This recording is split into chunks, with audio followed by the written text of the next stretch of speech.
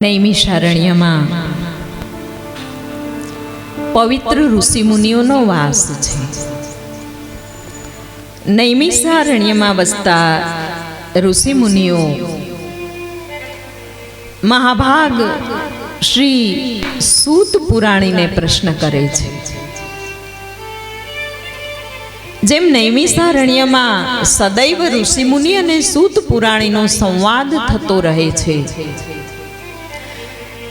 અને એમાં ઋષિ મુનિઓ એ માનવના કલ્યાણ માટે અનેક પ્રશ્નો સૂત પુરાણીજીને પૂછતા રહે છે. આપણું આ કથા સ્થળ એ પણ નૈમિષારણ્ય જ કહેવાય. એમાં પણ આપણે માનવ કલ્યાણની, માનવ જીવનની અને માનવના સંસ્કારની ચર્ચા કરીએ છીએ, વિચારણા કરીએ છીએ. શું કરવું અને શું ના કરવું એના લેખા જોખા કરતા હોઈએ છીએ. એવા નૈમિષારણ્યમાં શ્રી સૂત પુરાણીને કહેવામાં આવ્યું છે, પૂછવામાં આવ્યું છે કે હે સૂત પુરાણીજી, આપે ભગવાનના અનેક સ્વરૂપોનું ચિંતન મનન અને એમની કથાઓનું શ્રવણ અમને કરાવ્યું છે. હવે આપ અમને શિવજીના અર્ધાંગીની મા ભવાની એ પરાંબા શક્તિના ગુણગાન અમને સંભળાવો. અમને એ ગુણગાન સંભળાવો કે જે શક્તિ પોતે જાણતા નહોતા. એક વખત ભગવાન સદાશિવ રુંડમાલ ધારણ કરેલી છે અને કૈલાસના ઉત્તુંગ શિખરો પર ક્યાંક દૂર દૂર હતા અને નારદજી કૈલાસમાં માં ભગવતીની પાસે નારાયણ નારાયણ કરતા આવ્યા. નારદજીએ માં ભવાનીને પૂછ્યું કે હે માં, ભગવાન ભોળાનાથ ક્યાં છે? માં ભવાનીને ખબર નહોતી અને માં કહે છે કે નારદજી આપ બિરાજો, હમણાં જ આવશે.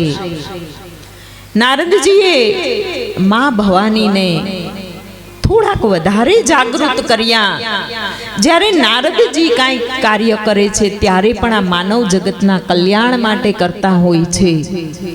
જ્યારે ઋષિ મુનિઓ કંઈક કાર્ય કરે તો પણ એ માનવ જગતના કલ્યાણ માટે જ કાર્ય થતું હોય છે.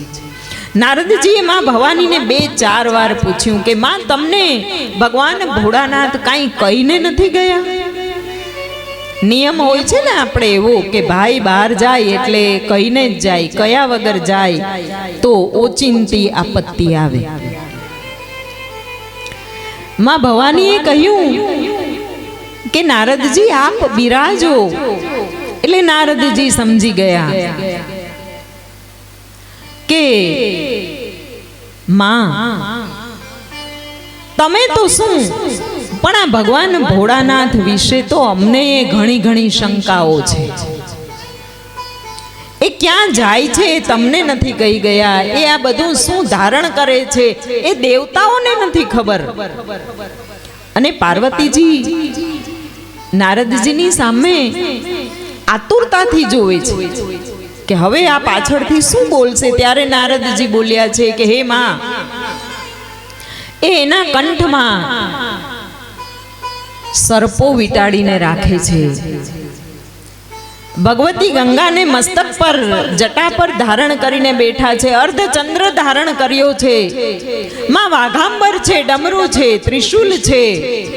આ બધું તો હજી થોડું સમજાણું, પણ માં એમના ગલામાં રૂંડમાલ ધારણ કરેલી છે. આ રૂંડમાલમાં રહેલા રૂંડ કોના છે એ તો આજ દિવસ સુધી અમને કોઈને ખબર નથી. નારાયણ નારાયણ. નારદજી તો વિદાય લઈને ગયા, પરંતુ માં ભગવતીના મનમાં, એમની બુદ્ધિમાં એક પ્રશ્ન મૂકતા ગયા. અને એ પ્રશ્ન જ્યારે ભોળાનાથ જેવા આવ્યા એટલે તરત જ માં ભગવતીએ કર્યો છે કે હે મહાદેવ, આજે એક વાત તમારે મને કહેવી પડશે.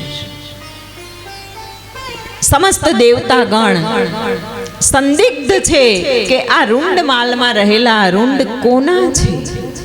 ભગવાન સદાશિવે તરત જ કહ્યું કે નારદજીનું આગમન થયું હોય એવું લાગે છે.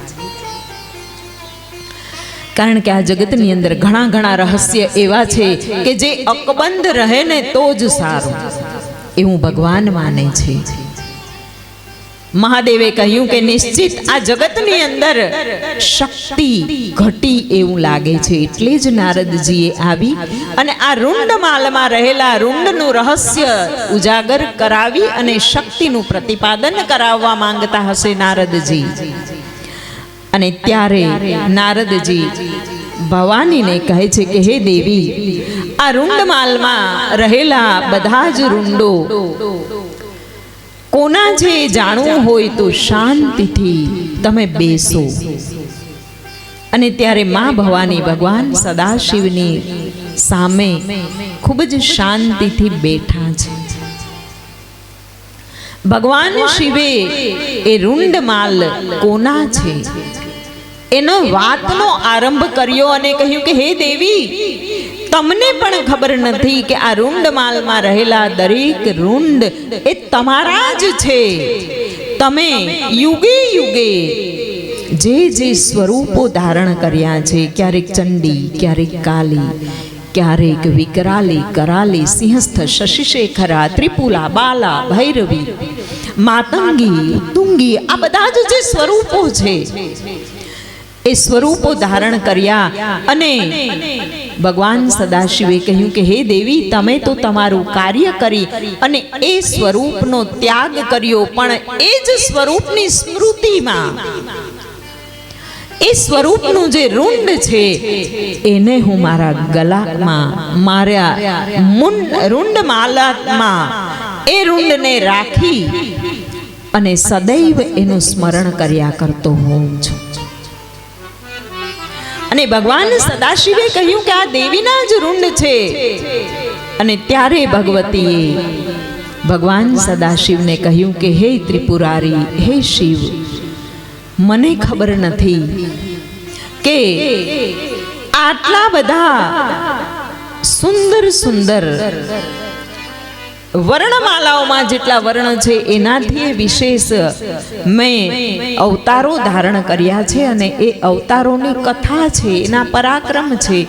તો હે ભગવાન, મને તમે એ વિસ્તારથી જણાવો.